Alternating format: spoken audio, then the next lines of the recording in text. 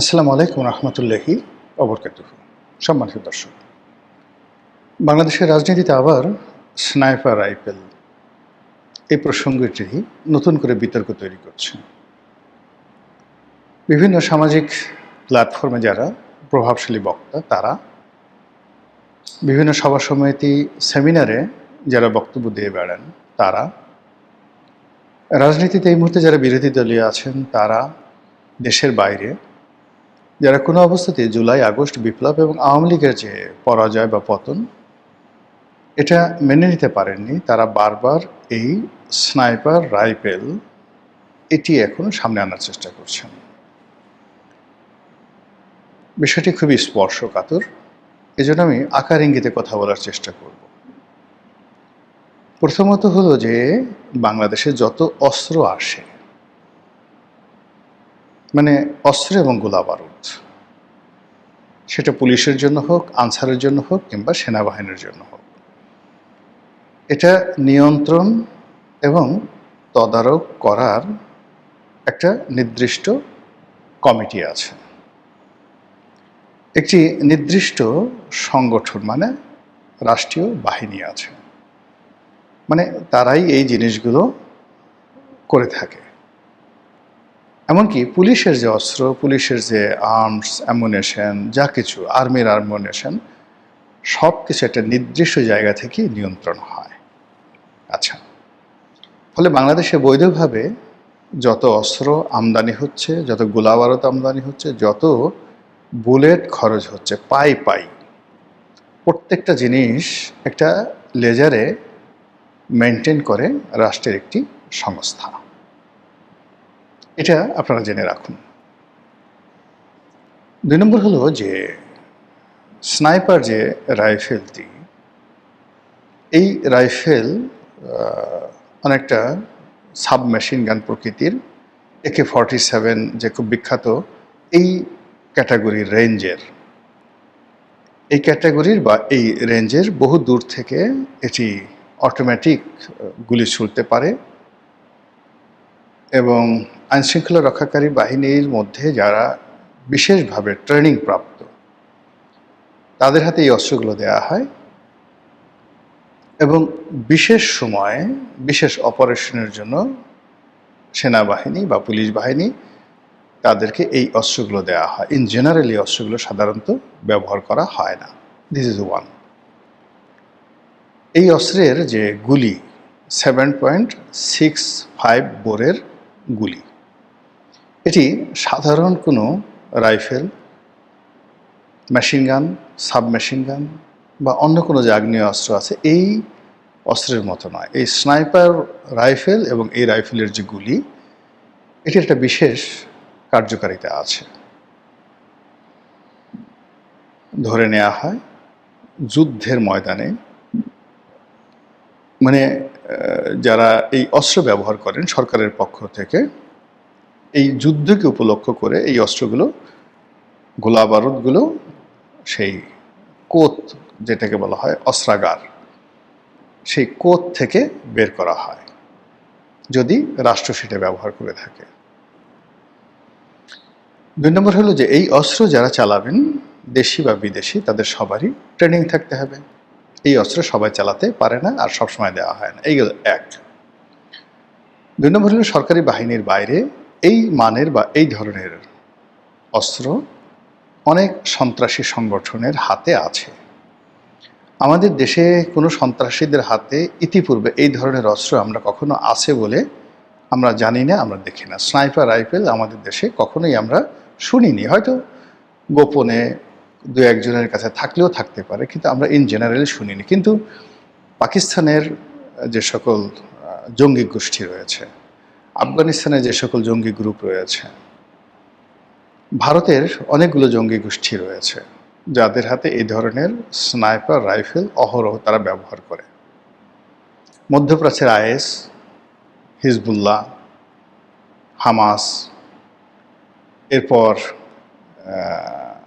হুতি যে বিদ্রোহী রয়েছে ইয়ামেনে, এরকম আরও অসংখ্য মধ্যপ্রাচ্যের বাইরে যেটা মধ্য এশিয়া রয়েছে, সেখানে হাজার হাজার জঙ্গি গ্রুপ রয়েছে যাদের হাতে এই ধরনের স্নাইপার রাইফেল আছে এবং তারা একেবারে নিখুঁতভাবে, মানে এটার যদি রেঞ্জ, বিভিন্ন রকমের রেঞ্জ হয়, কখনো 1 কিলোমিটার, কখনো 2 কিলোমিটার, হয়তো আরও বেশি রেঞ্জের থাকতে পারে। আমি অস্ত্র বিশেষজ্ঞ নেই, ধরুন মিনিমাম 1 কিলোমিটার দূর থেকে নিখুঁত নিশানায়, মানে একেবারে গুলিবিদ্ধ করতে পারে এইরকম পাকা শুটার, হাজার হাজার নয় লাখ লাখ শুটার সারা পৃথিবীতে আছে। বাংলাদেশে এরকম শুটার আছে, তবে বাংলাদেশে এই ধরনের শুটার হাতে গোনা, বাইরে খুব অল্প, কিন্তু বাহিনীগুলোর মধ্যে সেখানে এরকম আসলে পারফেক্ট যারা শুটার তাদের সংখ্যা খুব বেশি না, কিন্তু আছে। এই হলো স্নাইপার রাইফেল সম্পর্কে একটা মানে জেনারেল ধারণা। দ্বিতীয় যে বক্তব্য সেটা হলো জুলাই আগস্ট বিপ্লবের সময় এই স্নাইপার রাইফেল ব্যবহার করা হয়েছে লোকজনকে গুলি করার জন্য। এখন প্রশ্ন হলো যে এটা কি আইনশৃঙ্খলা রক্ষাকারী বাহিনীর লোকজন করেছে, নাকি যারা রাজপথে বিপ্লবী ছিল তারা করেছে? এটা কি আওয়ামী লীগ করেছে, নাকি ছাত্রলীগ, যুবলীগ তারা করেছে সরকারি মদদে, রাষ্ট্রীয় মদদে?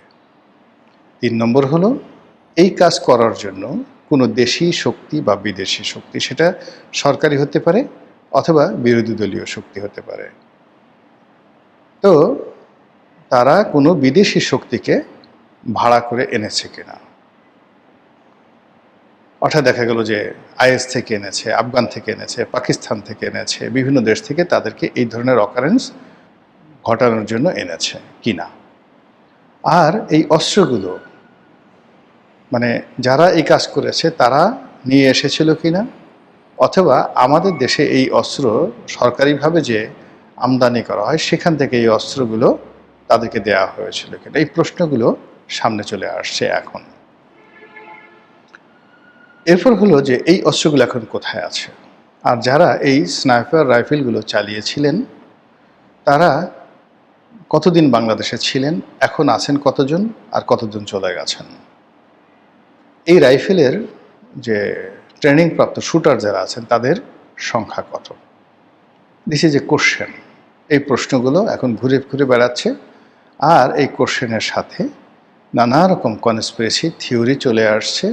সেই 2014 সন থেকে যে সরকার পতনের যে আন্দোলন, এই আন্দোলনের সঙ্গে যে এই স্নাইপার রাইফেল এই গ্রুপ এবং এই শুটাররা জড়িত, এই কথাগুলো অহরহ নানাভাবে বলা হচ্ছে। এরপরে এই ক্ষেত্রে যে আত্মঘাতী কতগুলো বক্তব্য বা ঘটনা, সেটা হলো আমাদের ডক্টর মোহাম্মদ ইউনূসের জমানাতে স্বরাষ্ট্র উপদেষ্টা রূপে বা মন্ত্রীর দায়িত্বে যিনি ছিলেন ব্রিগেডিয়ার সাখাওয়াত, তার দুটো বক্তব্য। প্রথম বক্তব্য হলো যে তিনি যেটা বললেন যে তিনি এই আনসার সদস্যদেরকে দেখতে গিয়েছিলেন, তো সেখানে গিয়ে তিনি দেখতে পেলেন যে অনেক আনসার সদস্য আহত হয়েছেন স্নাইপার রাইফেলের 7.65 বোরের যে রাইফেল, সেই রাইফেলের বুলেট দ্বারা।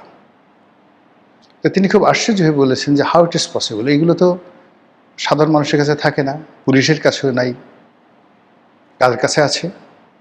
আইএসএসের কাছে আছে, বিদেশিদের কাছে আছে, আর্মির কাছে আছে। Who did it? এই জাস্ট প্রশ্ন করা শেষ, তার চাকরি শেষ।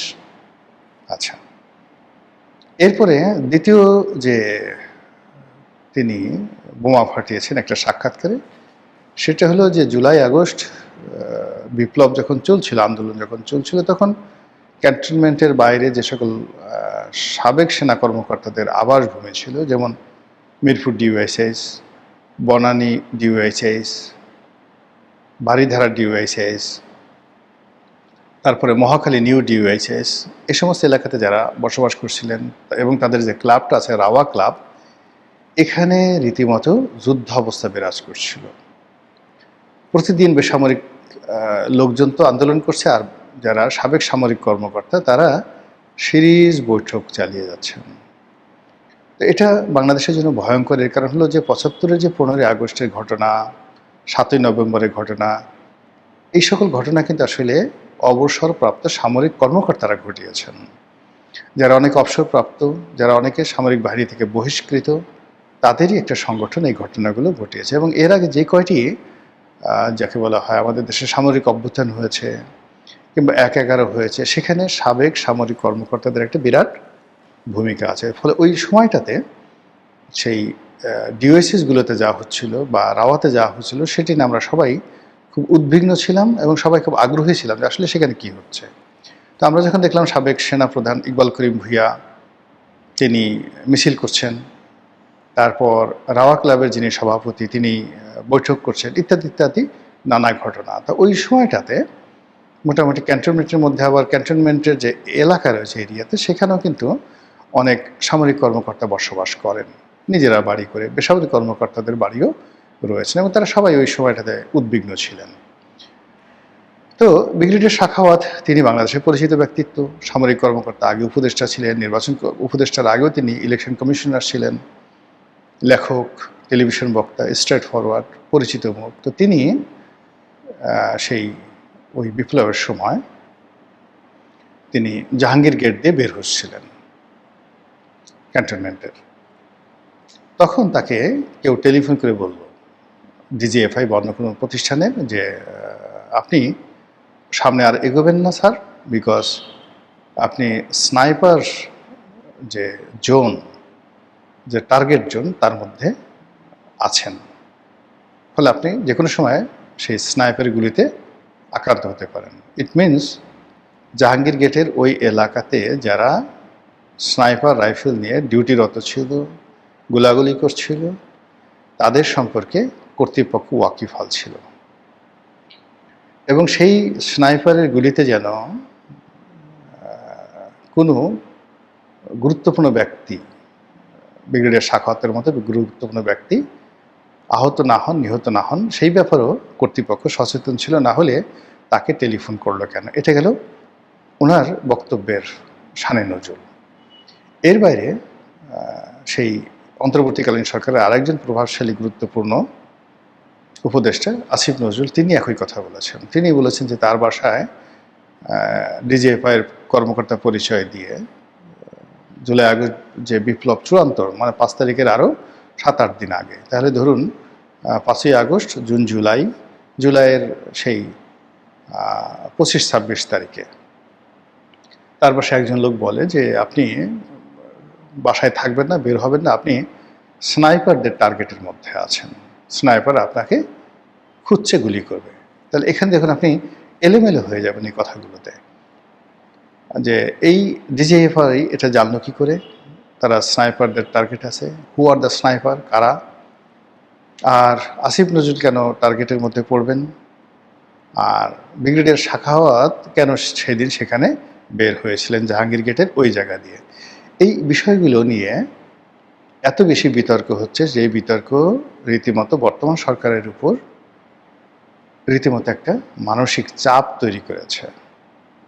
অনেকগুলো প্রশ্ন, অনেকগুলো অমীমাংসিত বিষয় এমনভাবে নড়াচড়া করছে যে এগুলো যদি সমাধান করা না হয় তাহলে এই স্নাইপার রাইফেলের যে ঘটনা, এটি এগোতে থাকবে এবং এটির যে পরবর্তী এক্সটেন্ডেড ভার্সন কাকে যে কখন ফেলে দিবে এটি আমরা কেউ বলতে পারি না। কাজে এটি নিষ্পত্তি হওয়া দরকার। মহান আল্লাহ আমাদের সবাইকে হিদায়াত দান করুন এবং হেফাজত করুন। আসসালামু আলাইকুম ওয়া রাহমাতুল্লাহি ওয়া বারাকাতুহু।